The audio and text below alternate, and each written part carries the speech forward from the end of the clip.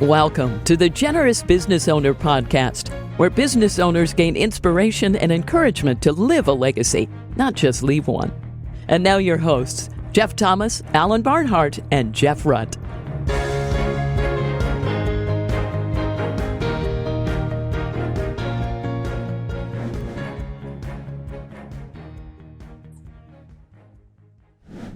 Welcome, everybody, to this week's Generous Business Owner Podcast. My name's Jeff Thomas, and we have a very special guest with us, Terence Chatmon, who had a storied business career and now has founded a nonprofit called Victorious Family.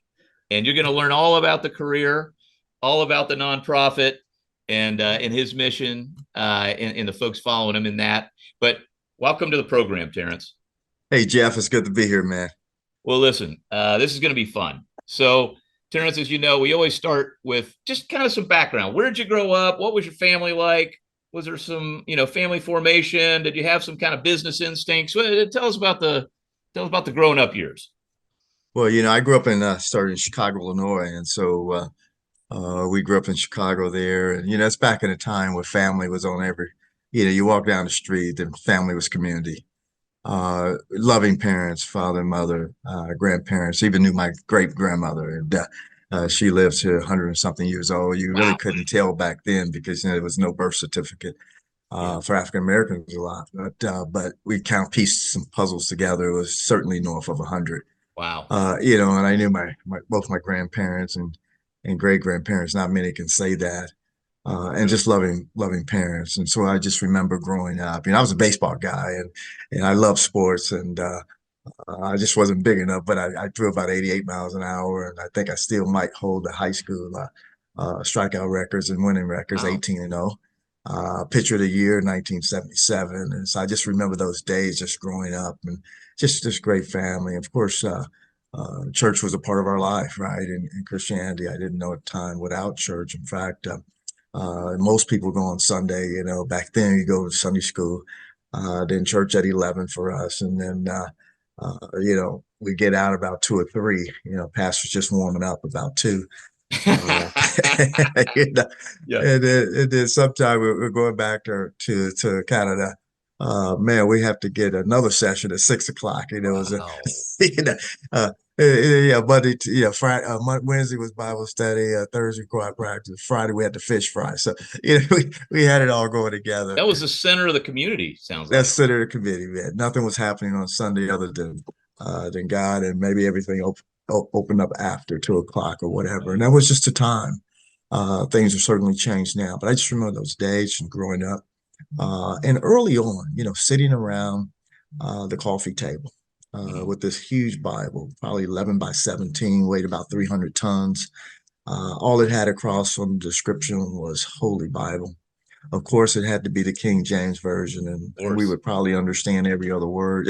But we knew enough about this. We knew enough what the fact of sin was, and we knew enough about salvation in Christ and life after that. And so, it was just something that was sweet, engaging. Our parents found a way to spend time and make the priority.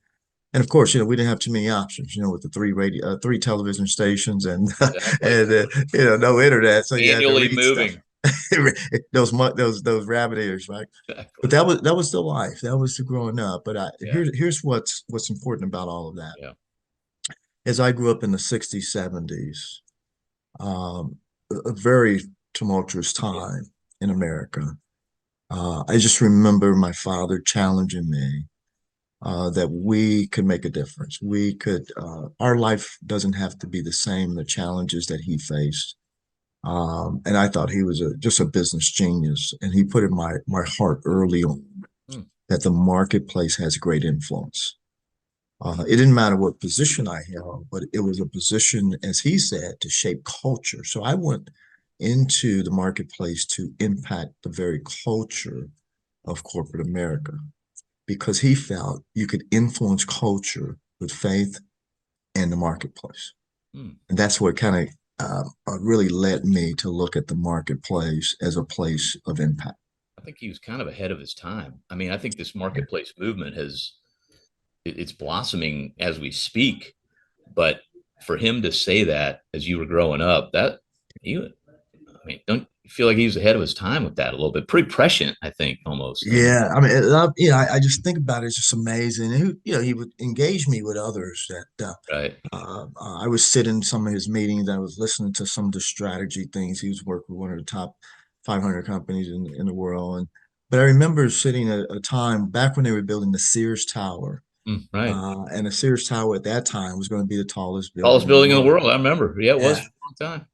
And I'm sitting there with a mentor. I can't remember this mentor name. I should have written it down one day. But he had of all of us, we were probably just young teenagers, probably younger.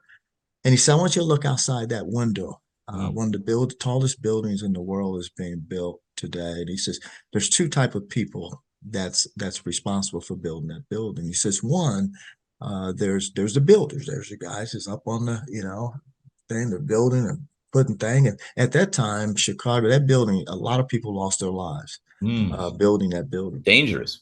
Yeah, very dangerous. And he says there's risk to that. He said, but there's a second type of folks that's on that they're responsible for that building. And those are architects. Mm. And he went to us. He said, "Now come back together afterwards." He said, "Do you see your life as an architect or as a builder?" Ooh. And I'm like, man, I'm afraid of height, man. I'm gonna take that architect thing. And I realized every visionary needs some, you think about it, you need an architect. And I was fortunate enough where my father was painting the vision of being a visionary and impact and changing culture and impacting culture through people. He felt that it wasn't about the shingles, it was about the people. And then I had these great mentors giving me the vision of what it looked like and how to get there. And so it was just a great time growing up. And so this is in my DNA, the marketplace and impact and influence and its purpose is in my DNA. I mean, well, this is not going to be very hard to draw the parallels between your youth and where you are today. That's going to be pretty dang evident. Not everybody's kind of aware of how that translates. You know what I mean? And Yes. it's interesting. You've obviously thought about those days, and how those things have come together. Now, did you have siblings, that sort of thing? Yeah, absolutely. A wife married 40 years, college sweetheart, and then three kids, girl, boy, girl, in their 30s, Were you mid an only 30s to child? 40. Were you an only Huh? child? How many siblings? No. Siblings, five of us. So I was the youngest for a long time, and then I got knocked off Oh, the okay. throne. Knocked off the throne. Okay. With youngest sister who's 13 years younger, and Yeah. she came along, and my father called the California baby. He visited from Chicago to California, you know. Yeah, But it happens. yeah, four of us kind of grew up together, Yeah. sharing bunk beds, throwing, snowballs at each other and Right. all that good stuff. And then the one snuck in much later. All right. Now you go off to college. With that story, I can't imagine you studied anything but business. But tell us maybe about that. Well, it's funny. You go to a counselor and they Yeah, try to sure. advise you. And I had several offers, and she says, "Yeah, I think you'd be great in accounting, and you love business, you love numbers, things like that." And so I went off to University of Illinois at that time. It's the number one accounting school in the country, and accepted there. And I went in there, and freshman year you take the general Oh courses, yeah. but I was fortunate enough to become part of the accounting association. And so a part of that, as a freshman, I went on a field trip where we were to speak at Arthur Anderson and Company. At that time, Arthur Anderson was number one accounting company in the world in Chicago. And I was giving a presentation as a freshman. They wanted to feature the freshmen. And you got to understand that at that time, the Arthur Anderson culture was either a gray suit, blue suit, white shirt, blue shirt, whatever, Uniform. and a tie. I worked there. Oh, okay. So you totally Yeah, understand. yeah. I had the uniform. Yeah. Yeah, Very with the familiar with with the the uniform. hard Back in the patent day, leathers. they had even like the things holding up your socks and the There hat. you go. I mean, that was a little before my time, but the hat and the sock. You Yeah. know, yeah. Anyway. So imagine, I didn't have any of that stuff. Yeah, yeah. Going out of school, right? I didn't have these shoes and all this stuff. No, The no, shoes no. cost more than my whole outfit. Exactly. But I give a speech. I mean, I was in my maroon suit, white shirt, tie, and the president's in the room. But I gave a great speech, I guess. And he came up to me. He says, man, that's a great looking suit. I like to talk to you and stuff.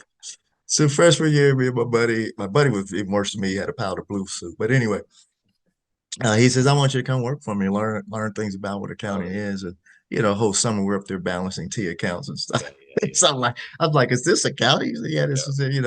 Back when didn't have computers, we go in the basement and pulling receipts out of Those big old out of the yellow. yellow boxes and Oh stuff. man. So I'm like, if this is accounting, man, that influenced me to change my major to marketing. So I Hey, have a better to learn marketing. early. It took me a while, man. I had to go get the real job with them to figure that out. That was you're way smarter than me. Yeah, so I've got a marketing degree That's and a major in accounting, and well, then later on you some saved other yourself a lot of things. pain, but Oh man, a lot of pain. no offense to all my accounting friends out there. Oh man, he helped me out a great deal. He did. He did. Okay, so now you get out. Do you get in a marketing gig right out of it, or do you have to You take something know, else? man, I came out and good thing is I came out with no debt, but I also had no money. Well, And, so I had to take, zero's good these days coming out. If not a negative eh, number, it's a pretty good number. and so, then you even I don't probably even today, you have to be a marketing brand manager, you have to go back and get your master's Oh degree. yeah. And I simply didn't have the money to do that. So I wanted to work for, so I went to work for Johnson and Johnson, one of the most prominent, pharmaceutical companies at that time. In fact, in Chicago, if you may recall the 1982 Chicago incident where Tylenol poisoning took place, Oh, right. 7 people lost their lives in Right. Chicago. Well, that was my territory. Woo. 3 months out of school, Wow. faced with one of the greatest crises that consumer products industry have faced. That's right. This 3-month-old rookie, I still don't know why they left me in. Gave me responsibility to kind of oversee a part of that recovery process. And so Right. I got a chance to personally witness, I believe, one of the greatest CEOs of the time, Dr. James Berg. And Dr. James Berg showed me what a great ethical leader is all about. Wow. We spent $150 million on that recovery, which was a lot of money at that time. But I just remember some of the values and the culture things that he put into place. And that's how I grew up and watching a leader like that. Well, under fire, under that. I mean, it doesn't. The test doesn't get any Oh, bigger than that. it doesn't get. In fact, it's the case study today for how to Exactly. manage crisis. I mean, it's still studied in schools today. Exactly. And I was a part of that history. Well, 8 years with them, became one of the youngest leaders managed by the quarter of the country. Thought I'd never leave, and I got recruited by this one recruiter who called me every year. I thought I'd retire with J&J, and he says, Terence, I want you to come. I want you to learn finance and business because right now you're just going to be a glorified. You're going to keep getting promoted. You're probably the first president in the next few years, but all you'll know is sales and sales management. I need you to learn finance and operations. Well, anyway, long story short, he recruited me to Citibank, and I ran Citibank for 5 years down in Florida. And that same recruiter called me back and recruited me to Coca-Cola here in Atlanta, which I've been for years. But what I've learned through that, I asked him, why did you keep calling? What's Right. going Right. on? And the lesson, guys, is, he had a greater vision than me than I did. he said, Right. he says, Terrence, if you ever, you're going to run a Fortune 500 company one day, and you need all sets of skills. You need to understand how the numbers work, and you need to understand the sales processes. You need to understand the people, operations, and so forth. And you need to learn from the best companies. Wow. And he says, I've been recruiting you because if you understand something, he says, there's been few people that look like you that's been leading Fortune 500 companies. In fact, the greatest time of African American leaderships of Fortune 500 companies was in 2006. Hmm. There were 6 African American leaders leading Fortune 500 companies. Today, there's 4. Hmm. To put that in perspective, there's over 30, close to 40 women leading Fortune 500 companies today, and there's still 4 African American leading companies. And remember, to challenge my father is to change culture, have impact, and so forth. It wasn't just a racial culture; it was a DNA, a fabric within the organization. So imagine this man had nothing to gain. I mean, I was getting a paycheck, but nothing really to gain. But to really see me advance and believe in what I was doing. So at 36 years old, I ended up leading one of the largest departments for Coca-Cola Company, about 2/3 of Coca-Cola Company, 30, $50 billion at 36, Mm-hmm.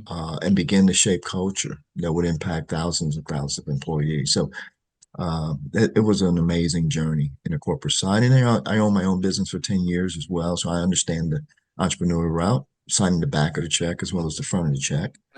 Then the Lord, within that 10-year period of time, was just really calling me into the ministry in the marketplace. I didn't want to be a pastor. I was a business guy, but I also understood I wanted to be faithful to the calling, but I didn't want to be a pastor, but I wanted to pursue. And now I've been in the nonprofit space for about 15 years.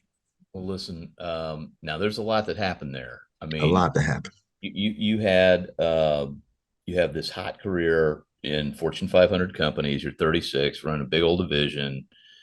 I worked for big public companies for 25 years before we started our own deal. And the deeper my faith got, the tougher it was for me to operate in those public companies, because I always say ownership drives the values of the company. I mean, leadership absolutely matters, is critical, but ownership matters too. And when the public owns something, and maybe the public's values aren't exactly your values, sometimes it's hard to operate. Did you find that to be true, or were you able to operate pretty cleanly in that environment? Fortunately, I was in some very good environments. Again, like I said, with J&J, Dr. James Berkeley has those values and principles. Citibank, it becomes a little interesting with it there. Money, people and money, I saying some know very it. interesting things. Uh, Coca-Cola was led by the great Sweater at that time, who was moving out, but just high value people. I was just blessed to be a part of that. And we had over 300 doing Bible studies and things like that in the Fortune 50 company, which is okay. unbelievable. Right. But, when I look back on it, my transition is we had diversified uh, all national accounts, and we made 4 regions. And so I was supposed to do an international stint, South Africa, China. And my wife said, I'm not going to either one of those. Yep. So we had our own business and did that. But here's what I'm finding, to your point. When I think about the marketplace now versus then, I see it as a platform for ministry. I see it as a platform for change. It's a very powerful platform. It is. Today, many folks may not be attending church, but they're in our cubicles. Exactly. And we can have such great impact by not only speaking that word, but living that word, like Dr. James Burke did with me. And I saw an example, even though I didn't know he was a Christian for many, many years. He never said, hey, I'm a Christian. I'm doing this because I'm a Right. Christian. Live by He, example. he lived by example. Yeah. And we have that same opportunity as leaders. And I think it rises and falls, to your point, on leadership. Yeah, it does. And as the leader go, it has to permeate throughout the system. We call it culture, whatever you want to call it, Exactly. to the bottom, whoever the bottom of the thing. But what my father taught me is that the bottom, here's what's important. He says everyone in this organization has intrinsic value, whether you're at the top or the bottom. He says, if you don't believe that, just ask that janitor not to change the toilet paper a couple of weeks out. You'll know who's important to the company. So he says everyone in that organization has intrinsic value. Your job is to find the kind of their power source and to tap into that and help them advance it. And that was my secret sauce: is building people, building teams, building culture. Everybody has intrinsic value. And if not, sometimes it's this, moving them into another environment that they may have greater value. But everyone has intrinsic value. Our job as a leader is to find it.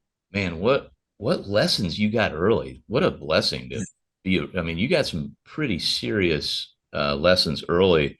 Okay, now you sort of mentioned, hey, they want to move. Okay, these are big multinational companies. To move up, oftentimes you got to take the assignment overseas and all this. It sounds like you kind of said, it sounds like there was a little bit of a fork in the road there where were you going to take that to advance or do something else? So talk about that first fork, maybe coming out of the Fortune 500 world. Yeah, it's called WIFE. Uh, For a little wrinkle.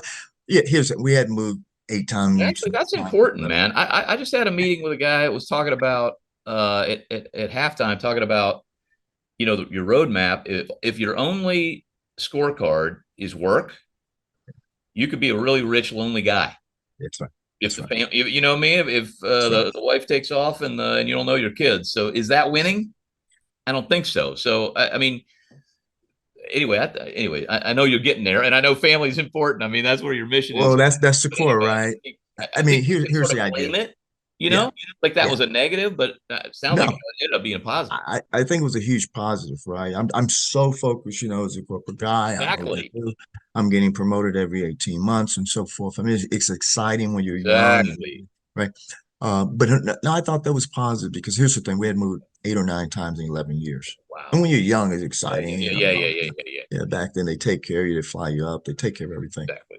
Um, but what we wanted, what we both wanted, was our kids to go through the same middle school and elementary and high school, and that was about an 8 year period of time. And so the commitment that she asked me to make was to be stable for 8 years, which was the plan when it came to 11. But that is totally different from the Yeah, track you were on. exactly, exactly. So that couldn't have been that easy for you. Like I'm Well, like impressed that you know what made it easy? We had your wife's started. pretty strong. I look forward to meeting You her. can see I have all these strong people in my life. Yeah. Yeah, yeah, Yeah, yeah. right. So I always say True. we never can get there on our own, and this is a very serious point. If you think that you've been successful Yes. and self-made or whatever they call it these Yeah. days, I just want to tap you on the shoulder and say, I don't think so. Yeah. We all have great mentors and great people in our life that has impacted us in some way. And for me, I think that's the case. I just had great mentors in my life, from early on family to in the marketplace. I just had amazing people who never really, there was nothing to gain other than just for some reason they saw something and they wanted to give.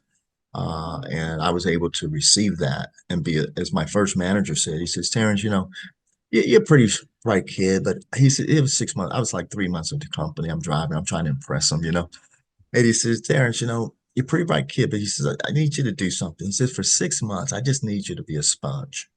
Mm. I just need you to listen and absorb because there's nothing you can do or say that's going to impress me, Terrence. I've been in this business for 20, Right, 25 right, years. right. Yeah, and then he said, but listen, I can teach you in 5 minutes what it's going to take you 2 years to learn Wow. if you be a good listener Wow. and be obedient to the processes.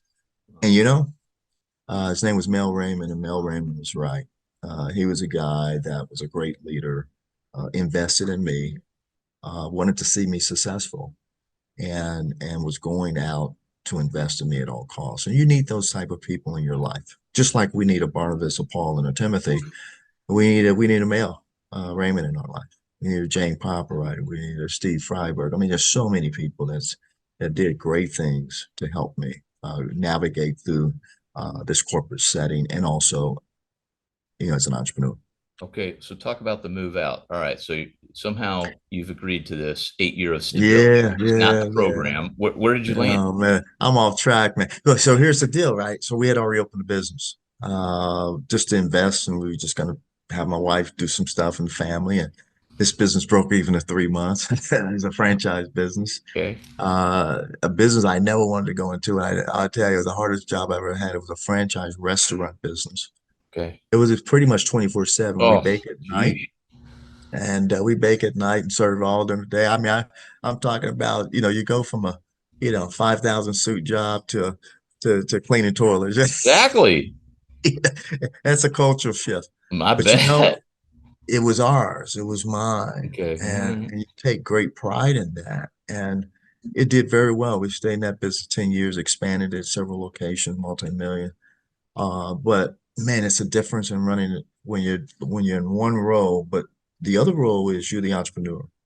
This is yours now. You're signing the back and the front of the Yeah, check, yeah, and yeah, you feel the weight of, yeah. of the people and the business. It's personal. It's Mm, personal. mm. But we had some great success. But here's where the transition is important. Year 4 of the 10. Now remember, the first 4 years, I went from 5 weeks vacation and this amazing luxury to zero. Zero vacations in 4 years. 363 because we were closed on a couple of days of the year. Wow. Zero vacations, 7 days a week, 80, 90 hours a week. Yeah. Okay. Cultural shift. Big time. However, I can't even big, believe that. I can't even imagine the pain of that transition. You're like, where are all my right? people to do things? right? And I'm loving it, right? But then here's the thing, I had to learn how to lead again Oh my gosh. because when you're in a business with a small margin, like a restaurant Yeah. business, Yeah. Tough you business. every penny counts, Yeah. right? And so I feel the pain when we have discussions now about $20 an hour and $15 an hour. Yeah, Mhm. we didn't have much of $6 to $8 an hour was Right. minimum wage, right? People couldn't live on that. They lived two, three jobs. But Right. how could we manage $20 an hour? I probably would have had to shut the door. So, but the fact of the matter is, we wanted to pay equitable. We Yeah. wanted to, people would leave for a quarter, and we didn't want that. We kept our employees for 10 years. I mean, they stayed with us. We promoted them. We actually sent them to lead other restaurants because that was in the franchise because we were that good, but we just didn't have a place for them to go. But here's the idea: the people, again, my father, the people, are the most important. But we went through this transition. Here's an important transition I'm trying to get to. In that 4 year period, well, I had so busy, couldn't even go to church on Sunday. I had other Wow. people taking my kids to church on Sunday. Wow. It was a wake up call, and it Mm. was I just felt a very strong calling into the ministry, into the marketplace. And I didn't know what to do with that, but I wanted to be faithful. So I just started to take some classes, started to be faithful. I thought he was calling the ministry. I didn't want to be a minister. I didn't want to be a pastor, but I wanted to be obedient and begin to pursue that. And it started me at a place I never imagined, which was, he says, hey, start in your own home. He says, if your home is strong, your wife, your kids, Mm. start with that foundation and it will impact the nation. Start My in your wife, own home, man. Whew. now, the last thing I was expecting was to Well, do you. honestly, and this actually makes perfect sense when you think about your career.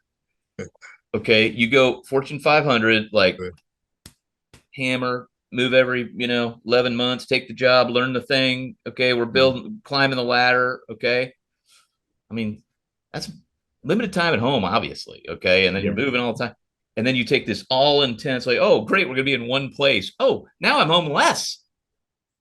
So like these are two really big jobs where I'm guessing you were kind of relying on your wife to do a lot of that stuff while you're off. Man, So now if, he's if she telling wasn't you, my I want you at yeah, doing it, if she right? wasn't my emergency staff, right? But yeah, I mean, that was the thing, right? And it came to a point that my wife and I couldn't even, Wow. I mean, we were just so involved in the business, somebody would call out or whatever. But here's the key. My wife and I went off on our normal kind of getaway once a year, and we came up. I just wanted to ask her a question. It's an anniversary. Where we've been? Where are we? Where we're going? And the question came up: are the kids prepared to defend their faith after high school? Between 10 and 15 years of age. And we said, boy, they're not prepared to defend their faith. And I'm the youth director. We're not prepared to defend faith. And so she looks at me and said, well, what are you going to do about it? I'm like, what am I going to do about it? What are you going to do about it? What's the church going to do about it? I advocated this stuff to you in the church. She said, Right. well, you're the youth lead. So anyway, she said, well, here's a beautiful thing too. She's just a wonderful wife. She said, well, you have 2 weeks to come back and tell me your plan. Oh my gosh, man. I said, thank you so much. But yeah, but one thing I knew how to do was plan, Coca-Cola. We Yeah, learned how to write, you know, I write a business plan. man, we know how to write business plans. And in fact, we went through a Miller Hyman blueprint process. We learned how to write $1 billion business plans in Yes. 45 minutes, fully funded, fully staffed, the whole deal. So one thing I knew how to do was write a plan. And so I came back and presented her plan. And we've been living that plan now for, I don't know, 25, 26 years, Wow. still doing devotionals with our kids. They're all grown, married. We're still having our biweekly devotionals, 8:30 to 9:30. It probably goes to 10. They have gone through it through elementary school, high school, college, young adults, and now married uh, with kids. And so the greatest accomplishment, Whew. I would say, sometimes you ask, what is the greatest accomplishment in your life? I would say to be that devotional leader, that family devotional leader of my home, and to take on that spiritual mantle. Okay. I'm going to speak for everybody listening to this right now. So convicting. So convicting. Because we all, it's American culture we're in. We honor busyness and all those things. And I think that's so easy to neglect. I'm just trying to picture how does and I know, okay, obviously you transitioned into this nonprofit that's kind of teaching these things, but what is just, well, maybe we can get to that later, but I just stuck on this thing. I'm just hearing everyone, including myself, going, how do I do that? I haven't been doing that. How do I do that? I mean, how do you tell people to get started doing it? Yeah, absolutely. Well, one, we started on our knees and just praying through. And I know that's, a lot of times you hear that, praying No, through, no, but no, no. no, I think, but we started that's a through practical because, tip. yeah, I realized that this was way beyond my capabilities. Right. I'm talking about true faith, really seeking the Lord here. Yeah. The second thing is I really got into the Word in a deeper way than I've ever experienced in my life. I mean, deep study. There's a difference Yes. in Bible reading and Bible studying. And then the church really started taking on a whole new meaning for me. Mm. Other things started to impact my life. Bible study, fellowship, so many other things. It's just amazing. But the Bible had a major, major impact, and I really got in His Word. I was just asking, Lord, I need to know. Bring me closer. Give me special revelation. Help me understand who I am, who You are. I mean, the whole thing. I just wanted to go deep. So I started on my knees, reading God's Word. And third thing was just worship took a whole nother form for me. Mm. And the purpose of family took another form for me. It was always important, but this was a high priority.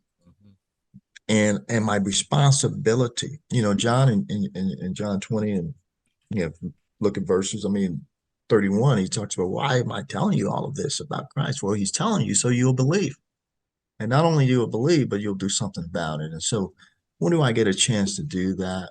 I get a chance to do it in all of life. I don't put a hat on Monday and take it off and switch it out on Sunday and Sunday switch it out on Monday. We are to be the person to live a life of consistency for Christ, whether we live, work, or play environment. We are who we are. And so I want to say to business guys, because I'm a business guy, I understand what it means. Many will think that it's about shareholder value and profitability. And yes, you got to make money and shareholder value and all that stuff, or you won't have a business, you have a charity. But at the same time, think about the platform in which you've been given. Yeah. And I say a couple of things. Prayer has to be the lifeblood of what Mm. you do. Mm, mm, mm. Secondly, integrity is a non-negotiable. Third, you want to strive for excellence and you want to be better than, but not better than to be better than as you think about competition. You want to be Right. better than because the Lord has gifted you and has charged you to be an example, to be a model. And he has demonstrated that model to us. The other thing I want to remind people is that when you think about business in the marketplace, you have great influence, great influence. More people work today than any other than family, than any other institution. You have an impact on people's life. The They spend the decisions most that you time make, there during the week. the most time. I mean, what does a Everybody pastor have? An hour or two? 20 out, minutes? right? So think about the awesome privilege and Yeah. honor. Now, as a parent, Yeah. whether you're single parent or Yeah. whatever, whoever has care for the kids, think about that responsibility. And the joy and honor. Many of us don't see it as joy and honor today, but it is a joy and honor. Just like you're building that business, which is like a baby. Yep. Yeah. How are you being intentional? See, I don't think we have a business problem. I think we have a prioritization problem. Yeah. And we have to come back and get back to the basics of our values and say, what does it look like for me and my life and my family? I'll leave the guys, especially with this message. Fathers, whoever you are, as a guy, father. Father, there's never a time in a child's life that they don't crave your love Oof. and affirmation. Moms, they just kind of get it. I don't know what it is. They just kind Right. of accept it. But dads, they crave your love, whether you feel you're a good dad, bad dad, or whatever. Let me tell you, your kids love you and they crave that love. So fathers, speaking to men right now, there's never a time in a child's life they don't crave your love and affection and affirmation. I mean, we literally, one of our 12 principles, I've said this before on the podcast, but it keeps coming up. So I think it's important to God to like deliver blessings. And we always try to, in our process, work in some way for dad to give a blessing. Usually they're adult children. I mean, that you would think, they don't need it. Some of them never heard it before. We've seen families' lives changed Yes, just sir. because of that simple exercise. Um, and it brings some reconciliation that oftentimes dad doesn't know is necessary. But That's right. that desire, man, I'm glad you highlighted that. We see it all the time, and that's amazing. So, okay, so you obviously transition. I know we're running out of time a little bit, but you obviously transition this nonprofit that does this. So tell us about the nonprofit. What are some of the things you teach? What are the, you know what I mean? I think people are hungry. Like, yeah, it hasn't been the right priority.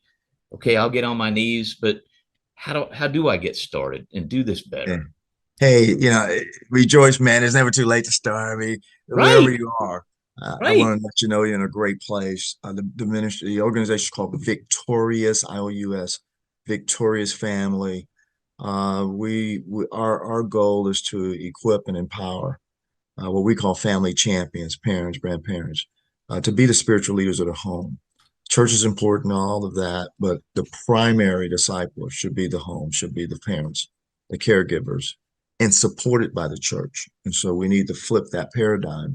Whereas we used to Yeah. advocate it to the church and the Yes. home would support, we're saying home-centered, church supported. It's our responsibility It's our as responsibility. We parents. can't blame anyone else. Exactly. Oh, I So, tried. I tried. right. So that's our responsibility. And we believe that parents need to be equipped. The challenge is 83% of Christian parents feel totally inadequate to raise their Exactly. kids in the Lord. So we're an equipping ministry to equip parents to disciple their kids. And so what we do is we do three basic things. We train coaches and facilitator trainers. We do workshops to help parents design a written spiritual plan for the development of their home because we need a plan, we need intentionality. And the third thing we do is provide resources, and we partner with others for resources. Imagine that we give you a smartphone with a few apps, and you can customize it.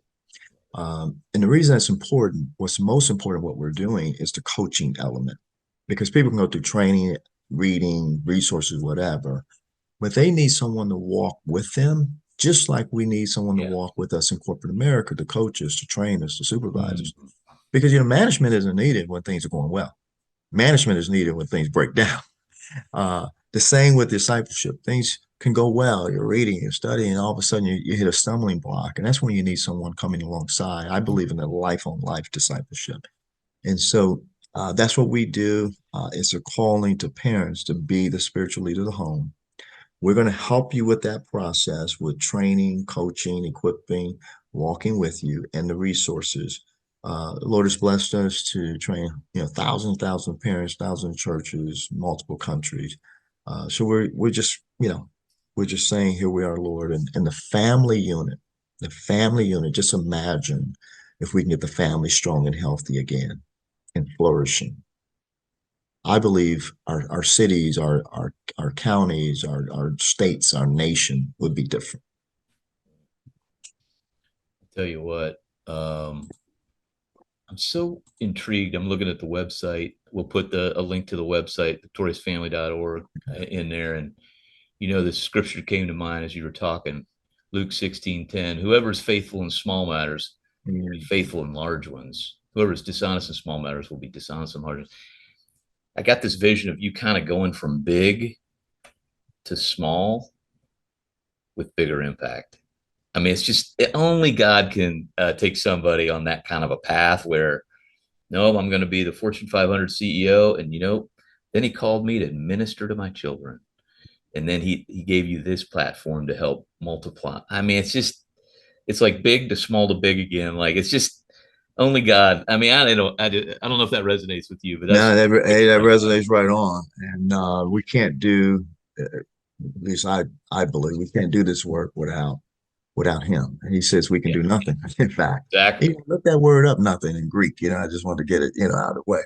It just means nothing. Yeah. Yeah. There's no other language. It means something. Okay. No other Any part of the world. interpretation. I looked for it. I looked it up, man. I just Yeah, wanted to yeah, make sure. yeah. Well, listen, But go ahead, finish your no, thought. it's exciting. I just advise every parent to get our home kit. It's kind of a starter. discipleship kit, get you started, Yeah. 7 days devotional, 7 days of prayer, walk you through the planning process, we got 90 minutes of free consultation, or you can speak with us, and I'll be on that call as well and spend some time with you. And especially if you're a business guy and struggling with trying to balance work and home and building that amazing business, hey man, I've been there. Love to talk to you, lady, woman, and man. So just know that your kids crave your love, Are hungry. your support, and we can help. Man, well, what a mission. It's just so clear. I mean, you came from this loving home, you got busy, God called you home, and now you're just trying to give people a little bread where you found it. And that's just a beautiful story, man. And we always try to wrap up. Now you've given us all kind of nuggets. We can just repeat one of those, pick one, or something new Holy Spirit brings to your mind. But I'm just thinking of somebody who's kind of behind you on the path, and they're going to try to do one thing better tomorrow. What do you think that one thing should be? Well, I think that one thing should be, we often get this question, what's the one thing I can do? And, Right. I don't have the 8 points and how to become a better Christian. Right. But here's one I will give. It's simple, and it's 2 words. Love well. Love well. There's too many children who are returning from college, changed to the point that parents don't even recognize them. And they come with emptiness, value shift, anxiety, depression, so many things, not even remembering God's promises to them. And we call it just continue to love them well. They need you, dads and moms. They need you more, I believe, more now than ever. You're the central rock. You're the place, regardless of what you do, what you think you've done, what you haven't done. It doesn't matter. Just love well. And these kids, if you give them the foundation of love, regardless of what they go through, they'll come back to that foundation. So love them well. Jesus demonstrated that love to us, ultimately on the cross, but also as he rose again. He came and he loved and he showed us how to demonstrate that. So that's my big thing. Let's love well. Love it. I know that is a big problem. I've heard that voiced from many parents. So great tip to leave them on. And Terence, I just can't thank you enough for being on the podcast today. Yes, and thank you everybody for listening in this week to this week's Generous Business Owner podcast. And just check out our website, generousbusinessowner.com, and subscribe to the podcast, watch it on YouTube, and share it with a friend. We'll see you next week. Thanks for listening to the Generous Business Owner Podcast with Jeff Thomas, Alan Barnhart, and Jeff Rutt. Make sure to follow the podcast so you don't miss an episode. You can find the guest contact information in the show notes. Stay tuned for the next episode.